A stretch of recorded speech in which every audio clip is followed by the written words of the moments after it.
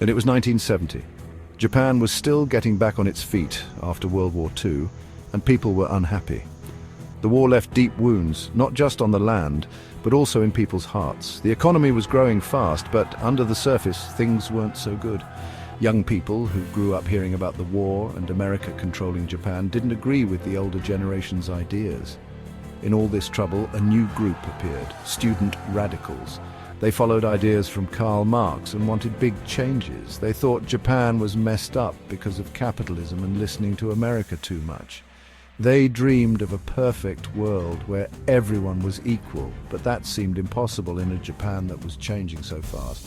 One group, the Japanese Red Army faction, was really extreme. They were inspired by rebels like Che Guevara and Mao Zedong, and they thought violence was the only way to fix things. Their ideas were a mix of being against America, following Mao, and wanting a perfect world. Some young people really believed in this. These angry students wanted a fairer world and were willing to do extreme things. Their anger, hidden just below the surface, was about to explode in a way that would shock everyone and change the lives of the people on Japan Airlines Flight 351 forever. March 31st, 1970 started like any other day. At Tokyo International Airport, which we now call Haneda, people got on Japan Airlines Flight 351 going to Fukuoka. 9 young men were on board looking a little nervous, even though they were dressed casually. They were part of the Japanese Red Army faction, and they were about to do something very daring.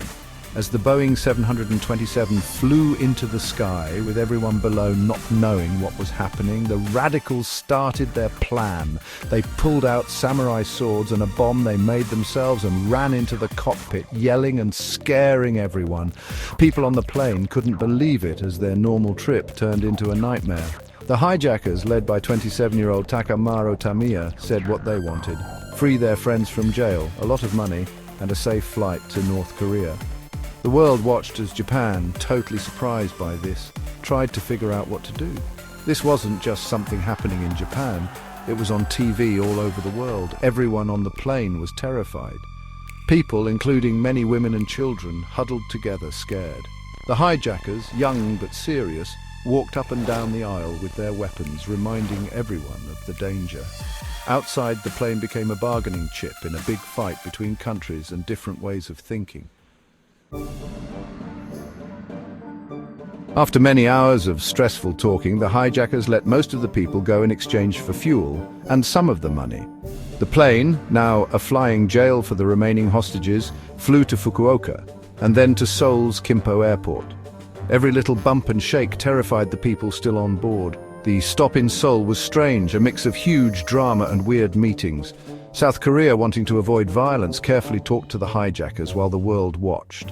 The hijackers, not trusting anyone, were very tense and always ready to use their weapons. During all this, something touching happened. A young mum begged the hijackers to let her baby go.